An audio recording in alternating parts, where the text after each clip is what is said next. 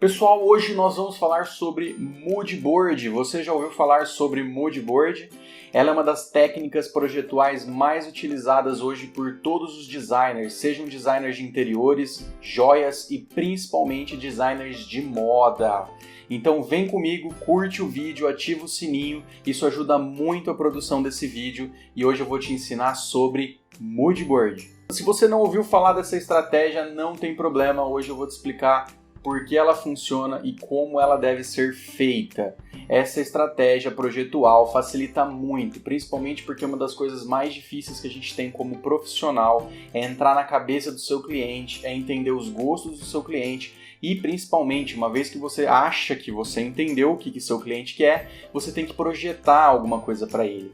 E aí você construir um mood board facilita muito para ver se o que você está pensando está alinhado com as expectativas do seu cliente. Pessoal, o mood board nada mais é que um recorte de estilos que você vai utilizar para aquele projeto. Mas o mood board ele pode ser muito mais do que isso. Porque o mood board pede uma reflexão sua ou do seu cliente, para quem está desenvolvendo e qual a função desse mood board, mas ele pede uma reflexão do seu cliente, principalmente para entender qual é o estilo dele. Óbvio que se você estiver fazendo esse mood board para o cliente, mas e se você estiver fazendo para você como profissional de design ou um profissional de arquitetura, construir esse mood board é nada mais do que uma reflexão sobre aquilo que você considera como essencial para a sua vida, essencial para o seu projeto. Olha, a construção de um mood board nada mais é do que recortar diversas referências e casar essas referências com o objetivo de um projeto ou outro. Pessoal, o que é o mood board? O mood board nada mais é do que um recorte de estilos, seja para construir um projeto específico seu, ou para tentar identificar o gosto de um cliente, ou para tentar identificar o seu próprio gosto como um profissional. Olha, o mood board, então, se ele está tentando identificar algo subjetivo, ele é uma bela reflexão a ser feita. Ou seja, é o resumo de colagens de vários elementos arquitetônicos e de design de interiores. Então, tecidos, cores, fotografias, referências de decoração, referências de textura, referências de madeira. O mood board nada mais é que essa colagem. Essa colagem ela é muito boa, ela é muito necessária porque ela vai meio que guiar o seu projeto. Ou seja, quando a gente for desenvolver o projeto, eu sei que meu mood board ele tende para um lado, ele tende para uma arquitetura colonial, ele tende para uma arquitetura escandinava, uma decoração escandinava, uma decoração industrial. Então quando eu for para a loja, quando eu for começar a especificar esse projeto, eu não vou fugir muito dessa temática do meu mood board, porque foi aquela que o meu cliente optou. Então, ajudar o seu cliente a construção desse mood board, ela é muito importante. Agora, pega essa imagem. O mood board, ele não precisa ser complexo, mas ele precisa ser assertivo.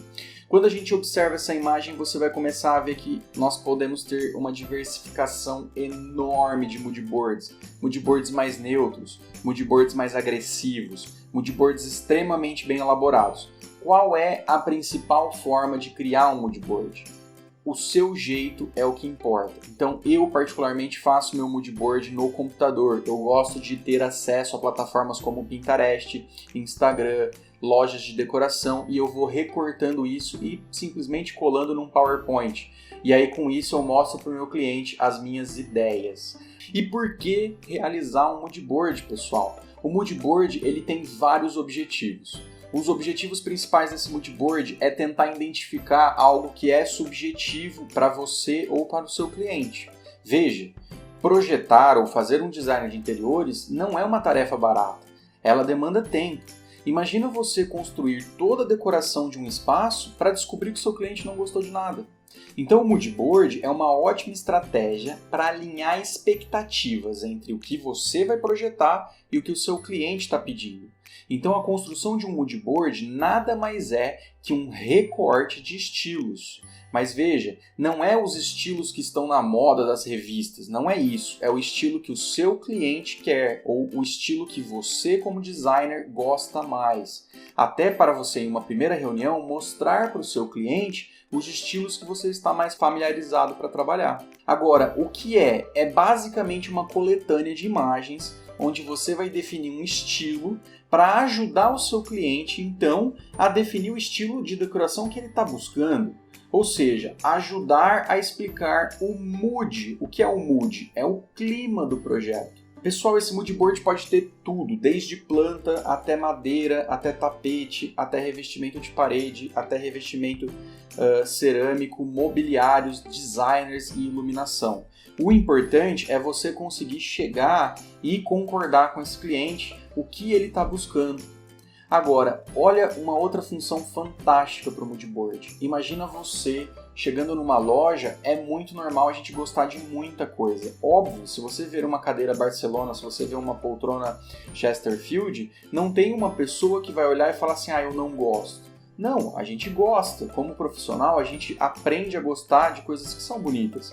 Mas será que aquele objeto, aquele revestimento, aquele elemento de decoração, ele está alinhado com o mood board que eu construí no começo com o meu cliente ou com o mood board que eu estou querendo trabalhar porque é o estilo que eu introspectivamente realizei e cheguei? Ou seja, que eu olhei para dentro de mim e falei, esse é um estilo que eu quero seguir. É muito comum, por exemplo, você ver decorações hoje, por exemplo, que são decorações industriais. E aí você fala assim, eu gosto. Só que assim, será que aquilo vai casar bem para todos os projetos? Então a construção desse mood board ajuda muito a você limitar algumas coisas que você fala. É bonito, mas não serve para esse projeto que eu estou desenvolvendo, não é o foco para esse projeto que eu estou desenvolvendo. Então essa é uma das funções principais do mood board, também ser um guia do projeto que você vai desenvolver. O designer de interiores, acho que todo mundo concorda comigo quando eu falo isso, ele é um planejamento do espaço, mas ele não pode ser uma coisa tão estéril. O designer de interiores ele tem que envolver peças que eu tenho um sentimento por elas, peças de decoração que tem uma história para mim ou para a pessoa dona daquele espaço. Peças de decoração que possuem um sentimento, que possuem uma história para o seu cliente. Então você tem que envolver elas no seu projeto. Agora, por exemplo, se você não tomar cuidado, essas peças de decoração, muitas vezes elas podem não casar, elas podem não estarem em harmonia com o espaço. Então, vez por outra, a gente até precisa fazer uma certa limpeza de decoração naquele espaço, para a gente arrumar e reorganizar aquilo que faz sentido e não faz sentido. Então o mood board é um guia até para a sua própria vida, aquilo que você quer seguir, aquilo que casa para aquele espaço que você está vivendo, aquele espaço que você está ocupando, ok? Então não menosprezem o mood board é muito importante para o designer começar a pensar nos seus projetos, a pensar e alinhar as expectativas que o cliente tem ao te contratar.